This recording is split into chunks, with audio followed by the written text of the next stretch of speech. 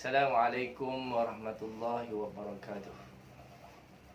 Alhamdulillahi rabbil alamin. Wassalatu wassalamu ala asrafil anbiya'i wal mursalin wa ala alihi wa sahbihi ajma'in. Allahumma salli salatan kamilatan wa sallim salaman tamman ala sayyidina Muhammadin allazi tankhalahu bihil uqad wa tanfarijul bihil qurab wa tuqda bihil hawaiju wa nunalu bihil ghaib wa husnul hawatim wa yatasqama wajhil karim wa ala alihi wa sahbihi fi kulli lamhatin wa nafasin bi'adadin li kulli ma'lumillah. Assalamualaikum, selamat sejahtera semua kepada seluruh anak muda yang bersedia untuk berhadapan dengan segala cabaran kehidupan masa akan datang yang semakin mencabar. Sebagai seorang manusia, marilah kita melihat apa sebenarnya yang kita harus laksanakan. Apa sebenarnya yang harus kita lakukan. Apa yang sebenarnya yang harus kita realitikan dalam kehidupan untuk menjadi manusia seperti yang telah dinyatakan Allah, laqad khalaqnal insana fi ahsani taqwim. Sesungguhnya aku telah mencipta manusia ini sebaik-baik kejadian. Melihat kepada baik kejadian manusia ini, maka kita kena sedar bahawa kita sebenarnya mampu untuk menjadi manusia yang terhebat, yang terpuji, yang berfungsi dan mampu dikagumi oleh bukan sahaja diri kita tetapi juga oleh orang lain. Jadi marilah kita melihat apa sepatutnya yang kita harus lakukan dalam usaha untuk menjadikan kita sebagai manusia yang terhebat itu. Tuhan telah menjelaskan bahawa aku telah kurniakan kepada manusia 3 perkara untuk menjadikan mereka hebat di atas muka bumi. Pertama, aku kurniakan jawarih, panca indera. Yang kedua, aku kurniakan ilmu pengetahuan. Dan yang ketiga, aku kurniakan akal fikiran. 3 perkara yang dikurniakan oleh Allah ni menjadikan manusia menjadi hebat. Malah boleh menjadi leader ataupun pemimpin dalam kalangan manusia lain. Malah dalam kalangan makhluk ciptaan Allah Subhanahu Wa Taala. Dengan panca indera manusia boleh lakukan sesuatu. Dengan mata, dengan telinga, dengan hidung, dengan mulut, manusia boleh mencipta sesuatu yang terbaik untuk kegunaan dirinya dan masalah ummah seluruhnya. Dengan ilmu pengetahuan yang dipelajari, yang dijumpai, yang diterokai secara sedar ataupun tidak sedar, manusia mampu melakukan sesuatu yang terbaik dengan kekuatan panca indera yang dimilikinya tadi. Dengan pikiran yang dikurniakan Allah, manusia mampu berfikir untuk memilih ilmu yang terbaik. Dengan pikiran yang dikurniakan manusia, dengan pikiran yang dikurniakan Allah, manusia mampu berfikir untuk menggunakan, mengoptimumkan penggunaan fungsi panca indera yang dikurniakan Allah kepada mereka sebaik mungkin untuk mereka menjadi manusia terhebat di atas muka bumi ini. Namun begitu, sebagai manusia yang berilmu pengetahuan, sebagai manusia yang terdedah dengan segala info dan maklumat terkini, kita kena sedar bahawa Allah sentiasa berpesan kepada kita bahawa sesungguhnya aku telah mengurniakan pikiran kepada manusia, tetapi sedarlah bahawa sedikit sahaja mereka yang mampu berfikir.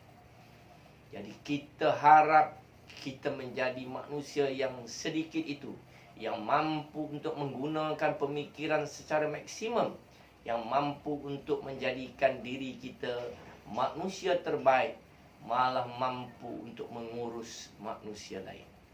Kita lihat saja apa yang digelar, apa yang dinamakan, apa yang dipanggil, apa yang disebut ke atas diri kita.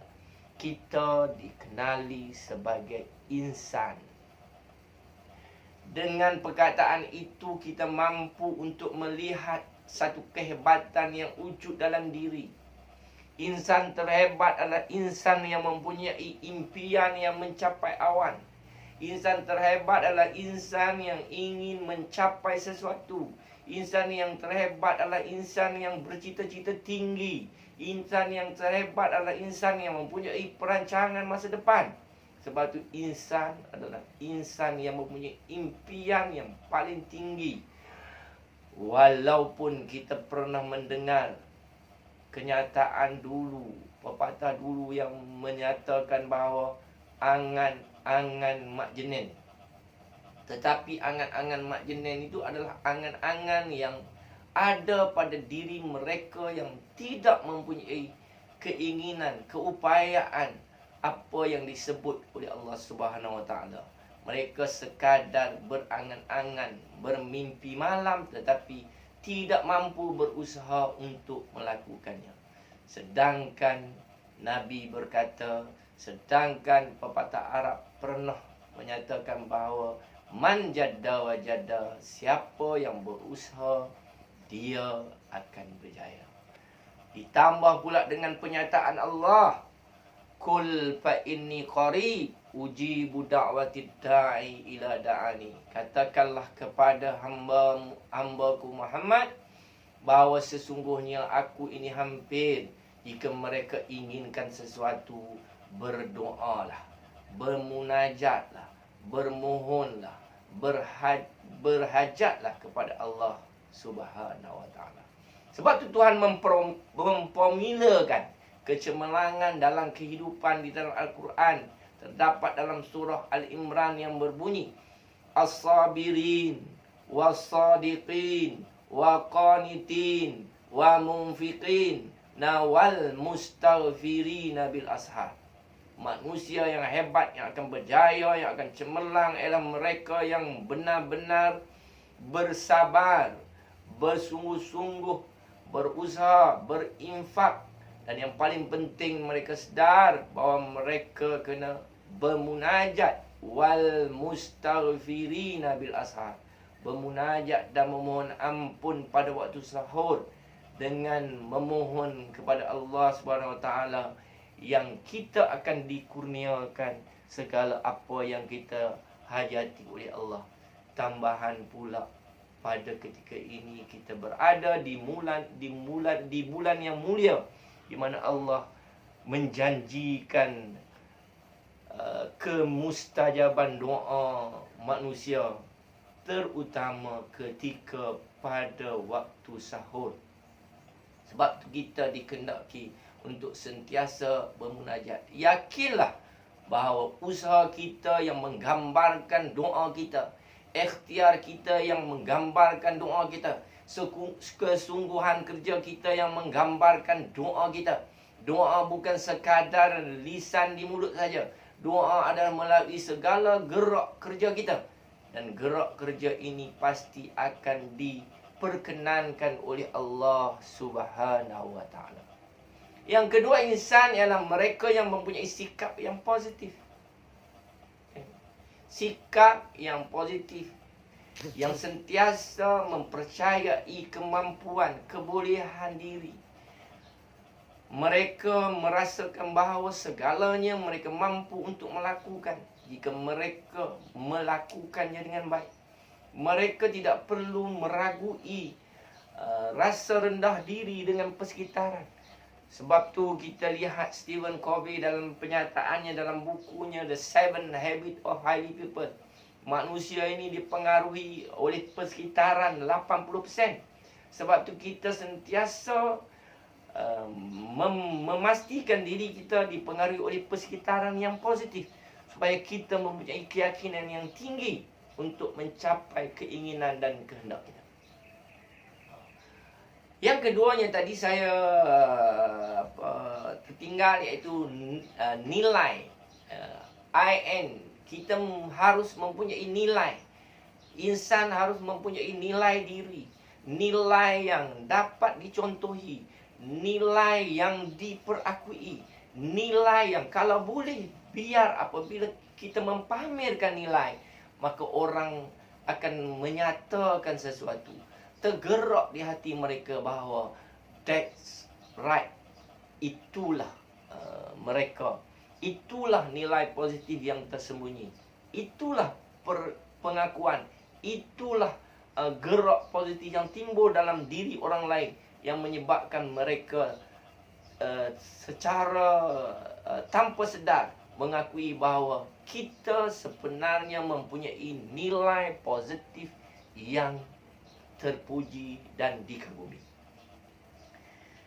Yang ketiganya ialah amalan. Yang keempatnya, yang ketiganya tadi sikap, dan yang keempatnya ialah amalan.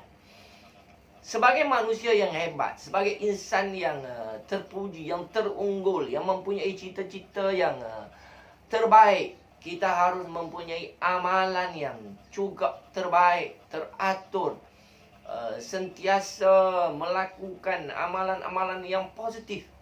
Inilah sebenarnya yang telah diamalkan, yang telah diperlakukan oleh orang-orang Jepun sehingga mereka berjaya menjadi sebuah negara maju. Mereka sentiasa mengamalkan amalan-amalan yang positif, sikap kerja yang bersungguh-sungguh, tanpa rasa penat dalam diri, menghindarkan rasa malas, meninggalkan segala alasan, meminggirkan segala tuhuman orang lain. Mereka terus bergerak secara positif. Mereka mengamalkan segala amalan-amalan yang boleh memastikan kejayaan dan kecemerlangan.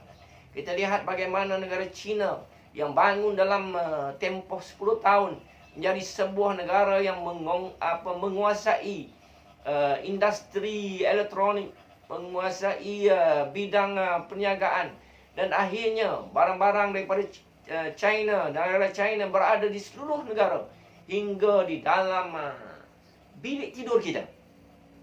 Ini menggambarkan bahawa mereka terus bergerak mengamalkan segala apa yang terbaik, yang boleh mendatangkan kesan positif pada diri dan juga pada orang lain.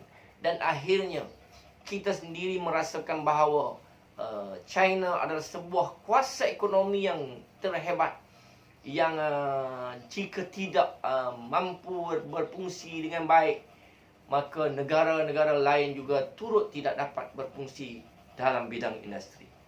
Inilah keadaan yang harus kita akui, bahawa amalan positif, amalan yang sentiasa dilakukan, terutamanya dalam kalangan anak muda yang mempunyai masa hadapan yang begitu besar, luas, dan mampu menerokai pelbagai bidang, mampu menguasai segala bidang yang mungkin akan dapat memberi manfaat bukan saja kepada diri, tetapi kepada orang yang signifikan, orang yang dikasihi, keluarga, sahabat andai, dan seluruhnya masyarakat keseluruhannya.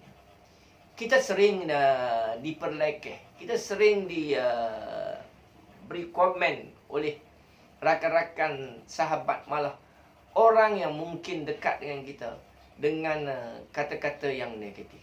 Namun kalau kita mempunyai nilai positif yang ada dalam diri kita, kita sentiasa melakukan tindakan-tindakan yang dapat memastikan kita bergerak ke hadapan tanpa mempedulikan orang lain, maka kita pasti akan dapat berada di puncak kejayaan.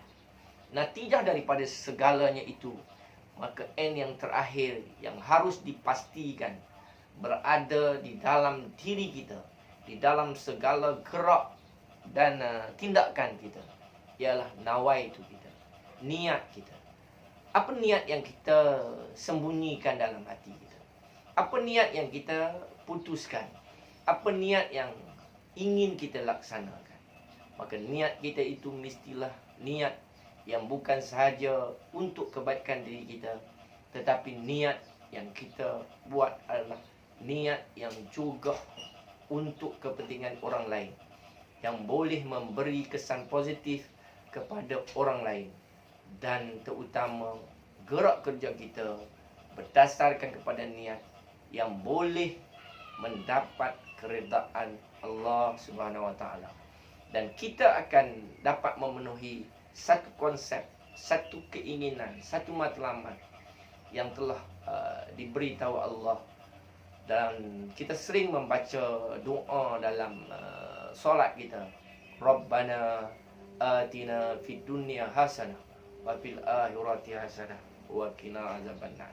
Kita memohon kepada Allah Subhanahu Wa Taala untuk kita mendapat kesempurnaan hidup di atas muka bumi dengan segala gerak kerja positif kita, dengan segala perancangan positif kita, dengan segala kebaikan yang telah dimanfaatkan, yang telah kita perolehi. Kita kongsi bersama orang lain. Kita bina empire ekonomi kita. Kita besarkan, kita permudahkan untuk diri kita dan orang lain, sehingga orang memperakuinya bahawa kita telah melakukan kerja baik dengan niat baik untuk diri kita yang boleh kita katakan sebagai fardu ain, dan untuk orang lain sebagai fardu kifayah. Mudah-mudahan kita akan mendapat kebaikan dan keredaan oleh Allah SWT. Dengan kekayaan, dengan kemudahan, dengan kesenangan, dengan kemewahan, dengan segala kemudahan yang ada, kita dapat gunakan untuk diri kita. Kita juga dapat permudahkan kehidupan orang lain, dan ini akan mengalirkan segala kebaikan untuk diri kita, bukan sahaja di atas muka bumi Allah, tetapi juga kita akan mendapat keredaan, keampunan dan natijah maghfirah Allah di akhirat kelak. Justru marilah kita melihat bahawa inilah sepatutnya sebagai generasi muda yang mempunyai masa depan yang cemerlang, tenaga yang kuat, pemikiran yang jernih dan matang, untuk kita sentiasa bergerak melakukan sesuatu yang terbaik dengan penuh berani, dengan penuh semangat, dengan penuh perancangan untuk berjuang dalam memastikan matlamat kita tercapai. Maka marilah kita melihat pada segala usaha dan gerak kerja ini, kita akan mencapai satu kejayaan. Dan apakah kejayaan yang ingin kita bina? Pada saya, kejayaan yang terhebat, terbaik dan terkamil mengikut perasaan, pemikiran dan pandangan hasil pembacaan beberapa penulis buku-buku motivasi. Kita dapati bahawa kejayaan ialah kepuasan kepada diri kita.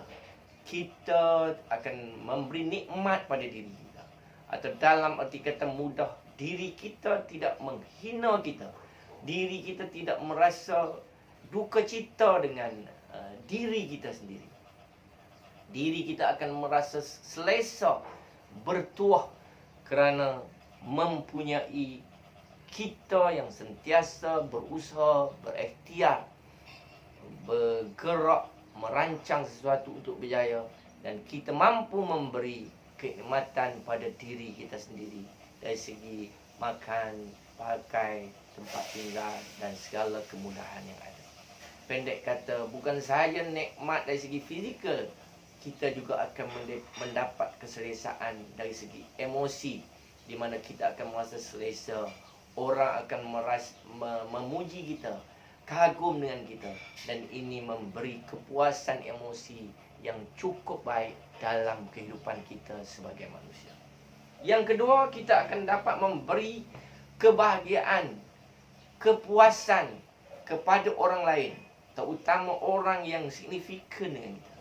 Kalau orang muda yang masih belum berkahwin, kita dapat memberi kebahagiaan, kesenangan, kenikmatan kepada kedua ibu bapa kita. Kalau orang yang telah berumah tangga, dapat memberi kebahagiaan, kenikmatan, kesukaan dan kegembiraan kepada orang yang signifikan dengan kita, iaitu isteri dan anak-anak kita.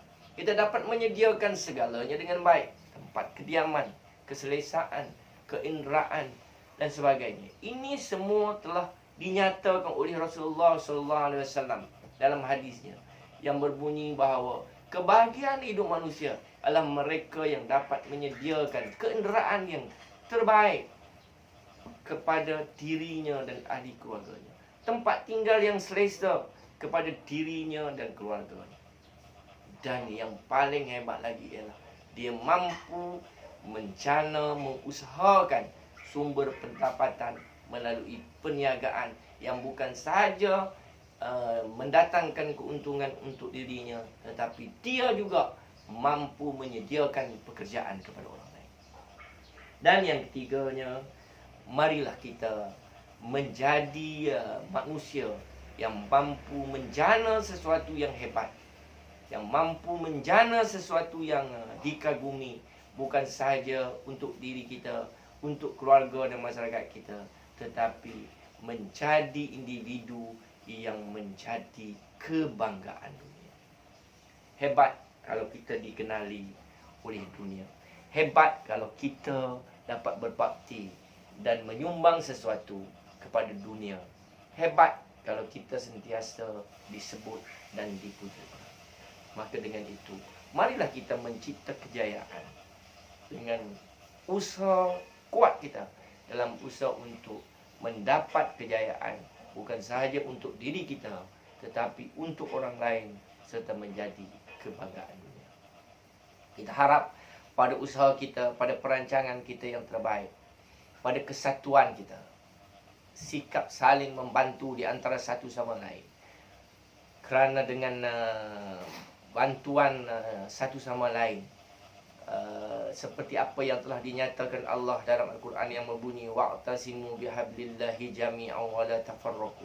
Hendaklah kita sentiasa berpegang teguh kepada tali Allah, dan kita hendaklah janganlah kita berpecah-pecah, kerana ini akan membantu kita untuk kita mencipta kejayaan. Dan kita hendaklah saling membantu di antara satu sama lain. Ta'awanu 'ala birri wat taqwa wa la ta'awanu 'ala ismi wa udwan.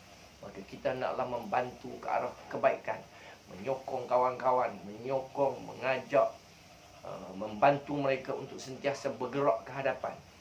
Biar hari ini kita buat RM1, esok kita buat RM2, lusa kita buat RM3. Hari ini kita buat satu benda, esok kita buat dua.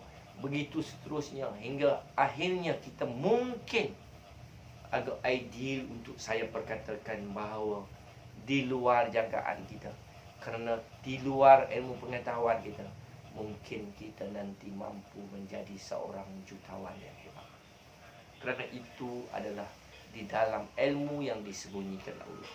Kita tidak dapat mengenali mereka, tidak tertulis di dahi kita, tidak tertulis di dalam surat kelahiran kita bahawa kita nantinya akan menjadi seorang jutawan. Tidak tertulis pun di dalam surat kelahiran kita bahawa kita nantinya akan menjadi seorang Perdana Menteri Malaysia. Sungguh pun kita telah menjadi seorang wakil rakyat. Saya ulangi, tidak tertulis pun di dalam sejarah kelahiran kita, di mana-mana buku yang tercatat nama kita, bahawa kita mungkin menjadi seorang Perdana Menteri. Biarpun kita telah menjadi timbalan Perdana Menteri, kerana kita telah melihat dengan jelas bahawa berapa ramai timbalan Perdana Menteri yang tidak mampu, yang tidak terpilih, yang tidak ditakdirkan untuk menjadi seorang Perdana Menteri. Tetapi apa yang hebat ialah usaha mereka, kesungguhan mereka, gerak kerja mereka, dalam keadaan mereka tidak pernah menyangka bahawa apakah keputusan kehidupan yang akan berlaku jauh di hadapan. Tapi mereka terus melakukan dengan baik, dan pasti Tuhan akan menolong mereka, menambah kerja-kerja positif mereka, dan menatijahkan sesuatu yang baik. Maka dengan itu, marilah kita terus berusaha merancang dan berikhtiar untuk mencapai sesuatu. Kita yakin bahawa dengan pengorbanan kita akan mencipta kejayaan yang cemerlang. Mudah-mudahan segala perkongsian, segala idea dan pandangan yang mungkin saya kemukakan pada kali ini akan memberi sedikit gambaran, sedikit pandangan, sedikit cetusan pemikiran untuk kita terus berusaha dalam mengurus kehidupan kita. Kerana kita tidak mengetahui apakah yang akan berlaku di hadapan kita. Tetapi kita mampu merancang, kerana perancangan yang baik akan menatijahkan sesuatu yang baik dan cemerlang pada masa akan datang. Kita sentiasa harus bergerak dan sentiasa memastikan kita melakukannya dengan baik. Mungkin apa yang kita buat hari ini bukanlah satu kerja yang memungkinkan kecemerlangan kita pada masa akan datang. Tetapi dalam pelbagai kerja yang kita buat, kita hendaklah melakukannya dengan bersungguh-sungguh. Dan pasti nanti Tuhan akan mentakdirkan untuk kita berjumpa dengan suatu tindakan, satu gerak kerja yang terbaik yang mungkin akan meletakkan kita pada satu tempat yang terpuji, yang akan dapat memberi kesan positif kepada orang lain. Ringkasnya saya